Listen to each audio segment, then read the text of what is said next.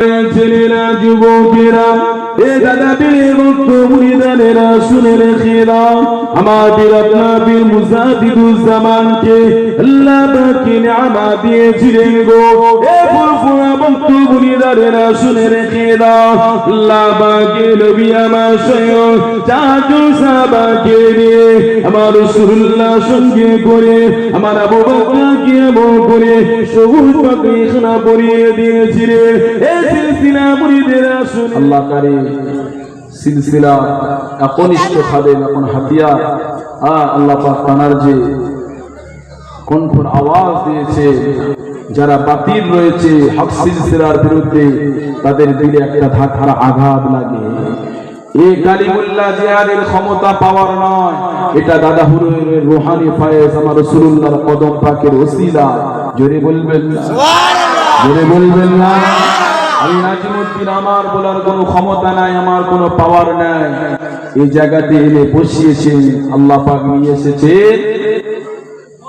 আল্লাহই নিয়ে এসেছেন। জোরে বলবেন না সুবহানাল্লাহ। বাংলার মানুষ আজকে এই জলসা পেল, মাহফিল পেল, দাদা হুজুরের বাগানে বহু আলেম ওলামারা খেদমত করছে। এই একজনারই অবদান, তিনি হলেন কে? কথা বলে তিনি কে? জলসা পেলেন, টুপি পেলেন, দাড়ি পেলেন, মসজিদ পেলেন, কোরআন পেলেন, এটা কার অবদান? বাংলার মানুষের জন্য দাদা হুজুর হলেন রহমত। জোরে বলেন, জোরে বললেন না। এই মাসের 21 এবং 22 এবং 23 ফাল্গুন দাদা হুজুরের নিজ হাতে ইসালে সওয়াব প্রতিষ্ঠাতা করে গিয়েছিলেন। আজও সেই ইসালে সওয়াব আল্লাহ পাক কায়েম রেখেছেন। জোরে বলবেন না। সেই মাহফিল ইসালে সওয়াবে আপনারাও যাবেন তো নাকি? আপনারাও যাবেন, শরীক হবে। আপনারা জানতো নাকি? যাবেন।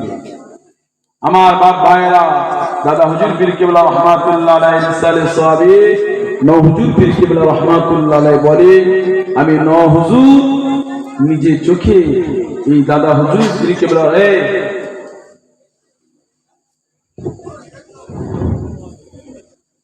দাদা হুজুর পীর কেবলা রহমাতুল্লাহ আলাইহি 21 এবং 22 এবং 23 ফাল্গুনে আমি হুজুর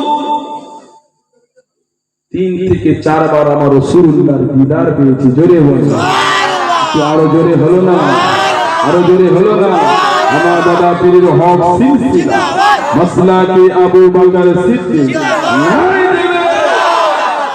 একটা পাগল ভিক্ষু, মানে অনেক ফকির দেখেছেন তো ফুরফুরা শরীফে সব জায়গায় দেখেন না, একটা ফকির পাগল মানুষের কাছে চাচ্ছে, কিছু হোটেলের মালিকের কাছে, কিছু দোকানদারের কাছে, কেউ দিচ্ছে না।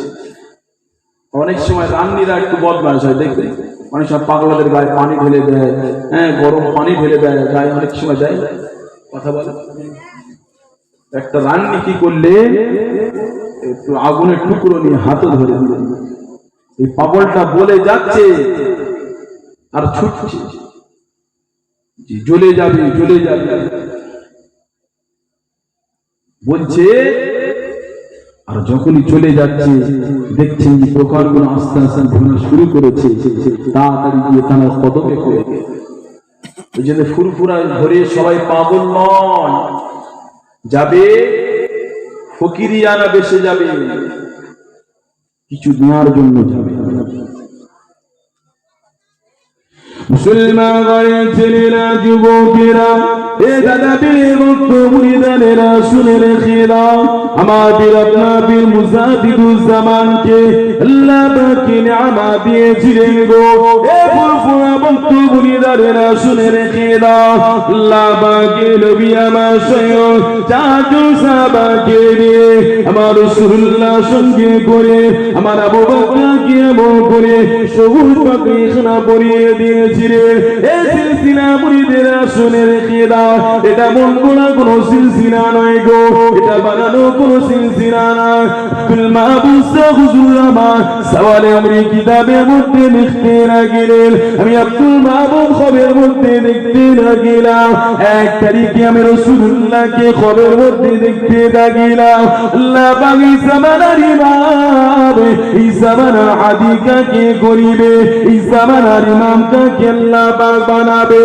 এই যুবকেরা তরুণেরা আব্দুল মাহবুব হুজুর আমার সওয়ালে আমরি কিতাবের মধ্যে লিখতে লাগিলেন, আমি আব্দুল মাহবুব দেখতে লাগে একদিকে বেফাতেনিসি রহমাতুল্লাহ আলাইহি, অপরদিকে বন্যাপুরের জমিনে মুস্তাফা মাদানী রহমাতুল্লাহ আলাইহি একজন শিশু বাচ্চাকে হাতখানা ধরে ধরে ধরে ধরে আমার রাসূলুল্লাহ কদমে গোড়াতে দাঁড় করিয়ে দেয়। আমার রাসূলুল্লাহ নিজে হাতে সবুজ পায়খানা বনিয়ে দিয়ে এই বাচ্চাকে বলতে লাগিলেন, যাও চলে যাও, আল্লাহ পাক তোমাকে এই জামানার ইমাম হিসাবে, আল্লাহ পাক তোমাকে এই জামানার হাদি হিসাবে আল্লাহ পাক তোমাকে কবুল করে নিয়েছে।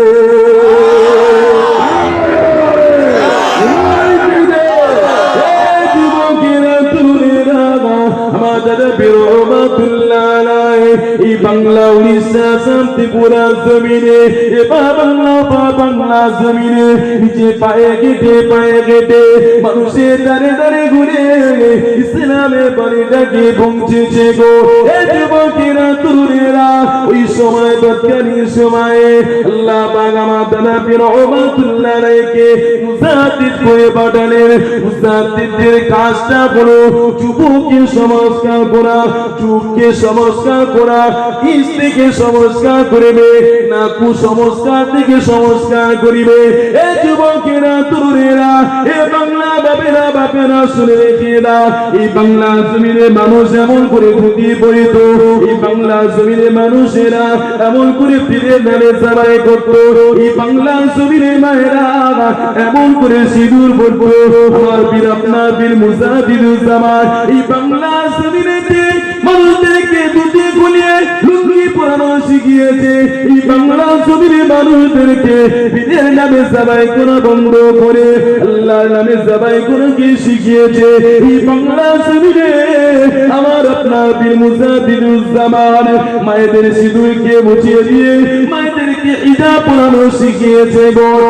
এক কথায় বাংলা জমিনে আমার আপনার পীর মুজাহিদুজ্জামান মানুষদেরকে সরাসরি ইসলামটাকে দিয়েছে।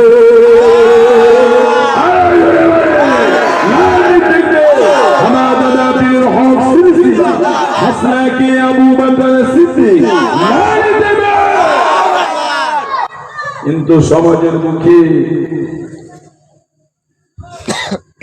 একদম কেউ নিজের জায়গা বজায় রাখার জন্য, নিজের গদিকে টিকিয়ে রাখার জন্য সমাজে দাদা হুজুরের বিরুদ্ধে, দাদা হুজুরের আওলাদদের বিরোধিতা করছে না করে? কথা বলেন, তোমরা কি তাদের পক্ষে না তাদের বিরুদ্ধে? জোরে বলেন, তাদের পক্ষে না বিরুদ্ধে? সমাজের বুকে আজকের তুমি নিজে থেকে বলছো আমি পীর, কালকে না পরশুদিন দেখছিলাম কোন এক জায়গায় ইসালে সব হয়েছে, একজন আলেম নিজে থেকে বলছে যে দাদা হুজুর এবং পানি গোবরা হুজুর এবং আল্লামা রুহুল আমিন সাহেব হুজুর এসে আমাকে খবরের মধ্যে বলেছে তুমি হলো পীর আর তুমি হলে সঠিক পথে রয়েছে। এই শুনেছ না? শুনেছ?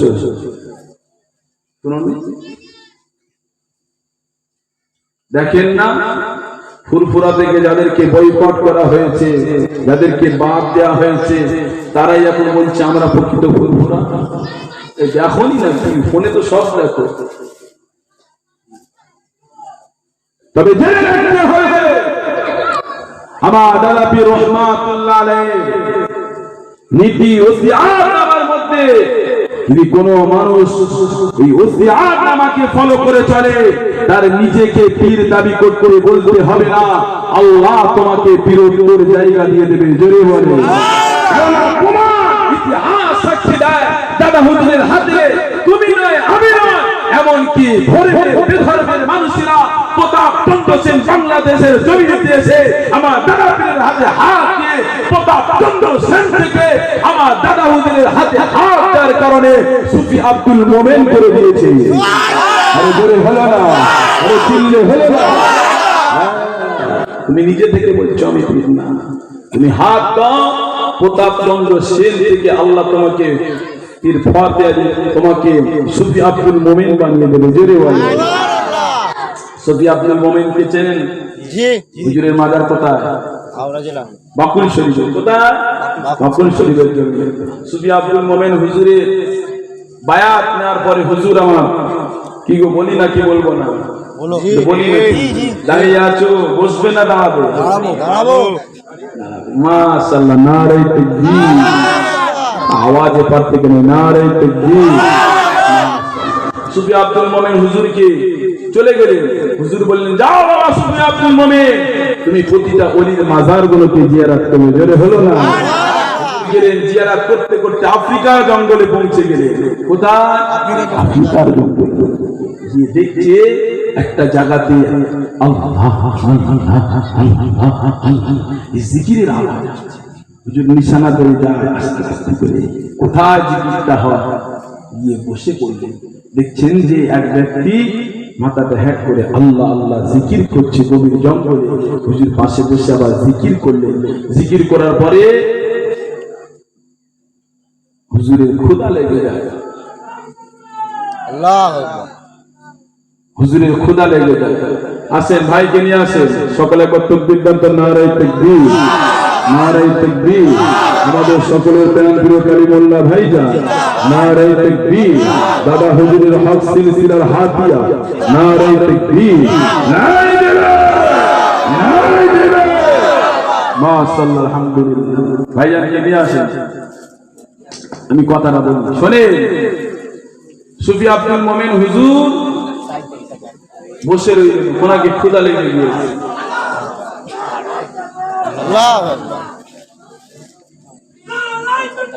আল্লাহ আল্লাহ, একটু আওয়াজ দেওয়া গেল না? নারে তাকবীর, নারে তাকবীর, নারে তাকবীর। আমাদের সকলের প্রাণ প্রিয় কালিমুল্লাহ ভাইজান, নারে তাকবীর, নারে তাকবীর। আমার দাদা পীরের হক সিলসিলা মাসলাকে আবু বকর সিদ্দিক, আমার দাদা পীরের পরিষ্ঠ খাদিম ওয়া ওলামা হযরতগণ, নারে তাকবীর।